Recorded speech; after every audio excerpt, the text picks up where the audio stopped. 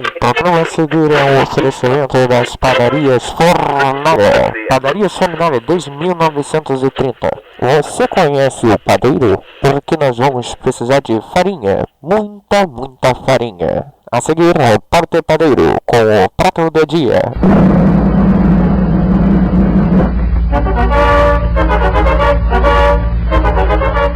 Está no ar mais um Repórter Padeiro, com os comentários do mundo diretamente do seu rádio, nesse dia 23 de junho de 1940. Essa noite falaremos sobre as últimas notícias dessa guerra que está devastando as Europas. O pão está quente a sair do forno e estou aqui com a senhorita Isabela Fonseca. Boa tarde, gente. Estou aqui também acompanhado do senhor Lucas Aquino. Boa tarde. O senhor Pedro Carvalho. Muito boa tarde. E também aqui conosco está o nosso repórter Dante, falando diretamente da Inglaterra. Senhor Dante, você consegue nos escutar? Boa tarde a todos, consigo escutar perfeitamente. Senhor Dante, como está a situação nas Europas? O que está acontecendo por aí? Boa noite a todos, aos ouvintes. Chegamos ao momento crítico desse impasse que está tomando conta da Europa. A Alemanha acabou de tomar a capital da França, Paris, saudado pelos parisienses a chegada das tropas. E na situação na Inglaterra é de muita instabilidade. O primeiro-ministro Churchill ainda não sabe muito bem como vai se posicionar nessa guerra, principalmente agora com a entrada da Itália junto às forças alemãs. E a Inglaterra se encontra numa posição muito desesperada, sendo que os Estados Unidos continuam negociando com ambos os lados, e ainda mais com os constantes bloqueios no mar próximo da África, principalmente pelo bloqueio de Portugal e Espanha para essa saída do Mediterrâneo. Isso é um absurdo! Inaceitável! Mas como que eles conseguiram tomar a França? Bom, em primeira parte, a França ainda se corrói pelos problemas da Primeira Guerra, além do problema da própria crise monetária que eles estavam passando. Além do mais, os próprios cidadãos franceses têm uma certa afinidade pelo partido nazista. Tanto é que a chegada do próprio Führer passando pelo Arco do Triunfo foi saudado por milhares de franceses que estavam na cidade. Pelo que parece, a resistência que se formou na França está mais ao sul, então, mas não há nenhuma informação exata sobre o que está acontecendo. Ainda bem que nunca gostei de franceses. Esses franceses que apoiam Hitler, eles devem ter se acovardado, correto? De certa maneira, porque a resistência antinazista já existia até antes, porque a França foi o primeiro país da Europa a começar com o extermínio de judeus, muito antes dos próprios nazistas. Então já havia um problema interno e algumas resistências conservadoras já existiam no sul do país. Você acha que isso vai acabar dividindo a França? Na França nazista e na França não nazista? Bom, agora que a França acabou de ser anexada ao território alemão, não tenho dúvida. A guerra civil vai começar como em todos os outros países. A Bélgica já está numa luta constante, então creio que só vai ampliar o problema, principalmente agora com a entrada da Itália. A Grécia se encontra num outro grande problema, a região dos Balcãs continua sendo uma região extremamente disputada, e isso vai acabar levando a tudo e a todos para dentro dessa guerra. Mas por que a Itália entrou do lado de Hitler? Ela não estava do outro lado? Ela não estava com a Inglaterra? Não, de fato, a Itália terminou a Primeira Guerra aliada à Inglaterra e França, mas nesses últimos 20 anos do fim da Primeira Guerra, para esta agora, o partido que tomou conta da Itália é o Partido Fascista, que é uma extensão, que é o novo modelo, uma mistura de um populismo com um autoritarismo. O Mussolini em si, o líder do Partido Fascista, é um dissidente do Partido Socialista Italiano. Tanto ele quanto Hitler são aliados ideológicos. O fascismo e o nazismo são muito próximos. A questão expansionista, por assim dizer, do nazismo é uma característica do fascismo italiano. O fascismo italiano tem uma característica, um ponto deles, que é a ideia do Mare Nostrum, que é a busca pelos antigos territórios que eram do Império Romano. E não podemos se esquecer que atualmente os nazistas se consideram o Terceiro Reich, que é também uma ideia de uma formação de um novo império baseado no antigo Império Romano. Então você tem muita associação entre os dois, sem contar que a aliança Itália-Alemanha na Primeira Guerra entre os cidadãos era muito forte, tanto é que criou um sentimento de vergonha e revanche dentro da própria Itália contra o governo, no caso que na época ainda existia um rei, que atualmente não tem mais. O rei foi completamente deposto pelo Partido Fascista. Então a aliança Itália-Alemanha já era uma coisa bem prevista, principalmente pela essa aliança ideológica entre os dois. Ambos caçaram os comunistas, ambos censuraram toda a forma de imprensa internacional. Tanto é que na Alemanha só circulavam jornais alemães e italianos, e na Itália, alemães e italianos também. Eita. E eu gostaria de saber, senhor Dante, alguém sabe quando o presidente Vargas vai se declarar a respeito disso? O seu posicionamento quanto à guerra? Atualmente o atual presidente se encontra numa situação muito complicada. Nós nos encontramos com uma posição privilegiada, pois Inglaterra e França ainda continuam sendo grandes aliados econômicos nossos, principalmente nossos grandes débitos com a Inglaterra e com a Alemanha. O Brasil tinha uma balança comercial muito favorável até a Primeira Guerra. Com o fim da guerra, nós trocamos pelos Estados Unidos, mas agora com essa crise que ainda afeta todos nós temos que buscar as outras oportunidades de negócio. E atualmente a Alemanha ainda voltou a ser um bom parceiro. A nossa exportação ainda continua sendo o café, pouco a cana-de-açúcar. Em troca da Alemanha, nós conseguimos o que nós não temos com a Inglaterra e com a França, e muito menos com os Estados Unidos, que nós recebemos maquinário pesado, especialização operária. Então, não sei ao certo, o presidente Getúlio Vargas, desde 1937, já se mostra muito favorável à ideologia fascista. As nossas novas leis trabalhistas, a CLT, foi quase que inspirada completamente na Carta del Lavoro do próprio Benito Mussolini. Ano passado, 1939, a filha de Benito Mussolini esteve no Rio de Janeiro. Vale lembrar que no início, desde a chegada do Vargas ao poder em 1930, o Partido Integralista tinha muito poder aqui dentro, até ter sido extinto em 1937.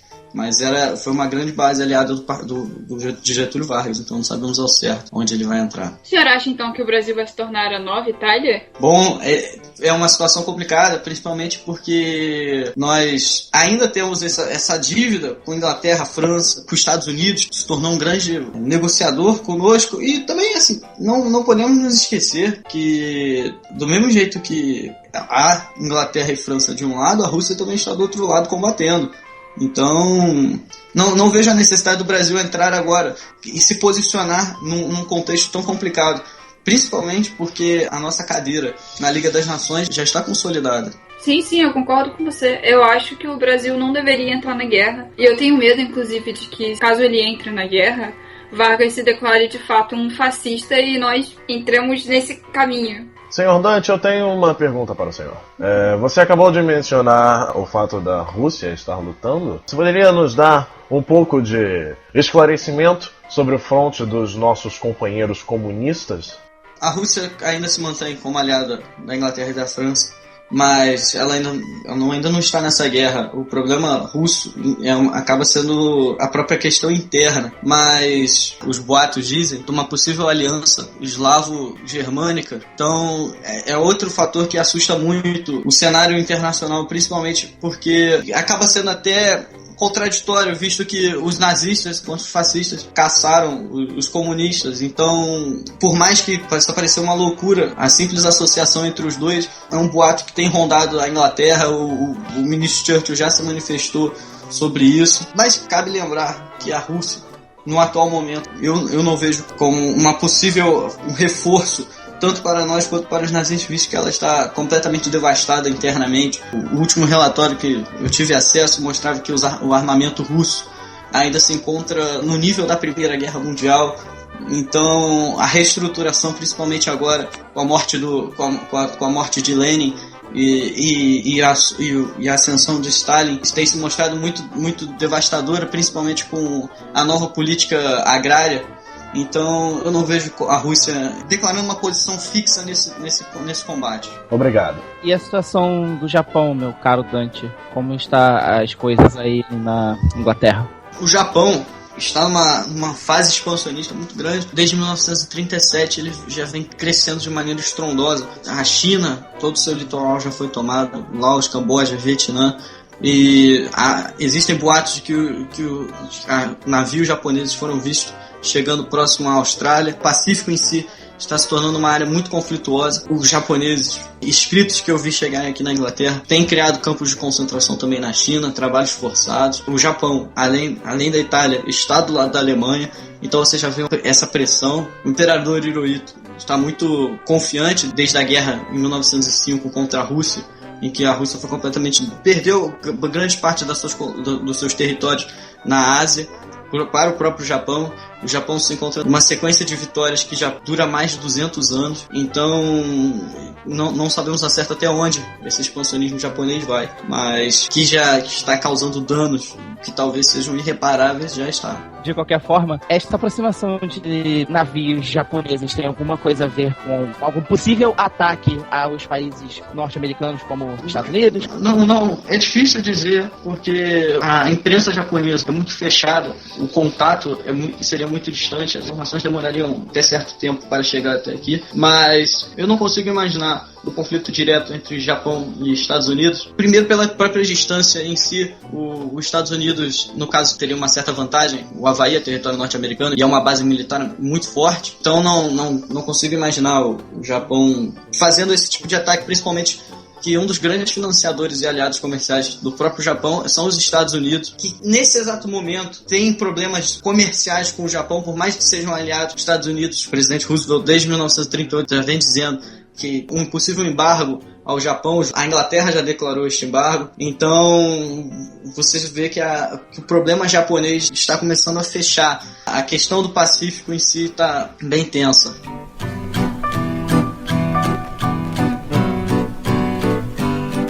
Então, senhores, eu gostaria de perguntar para vocês qual você acha que vai ser o resultado da guerra? Vamos começar com o nosso querido amigo Pedro, que está aqui. Bom, obviamente, com os desdobramentos atuais, nós temos um grande avanço das forças alemãs e italianas.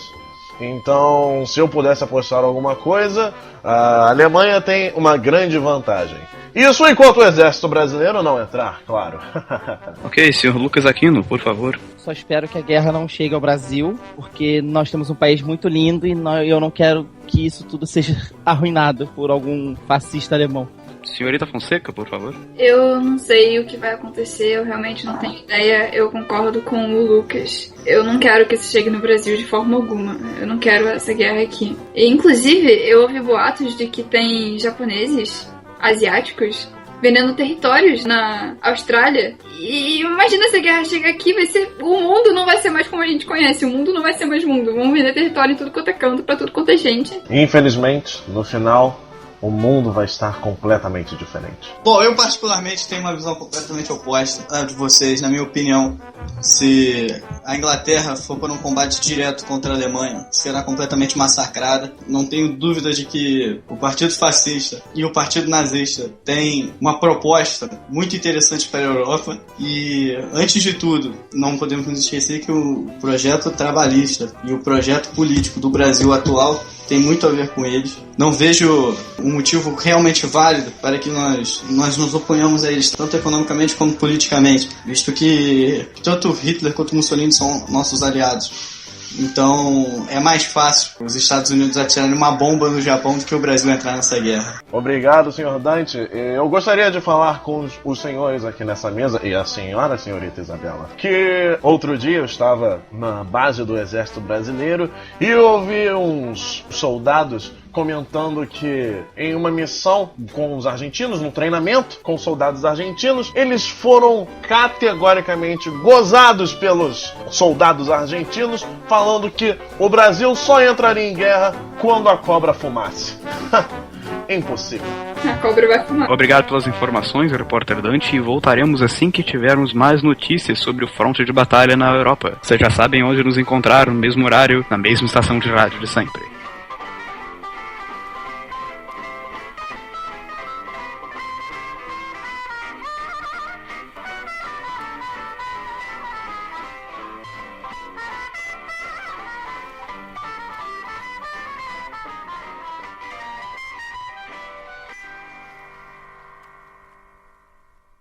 Essa é uma produção do Grupo Fornalha. Para maiores informações, acesse www.afornalha.wordpress.com.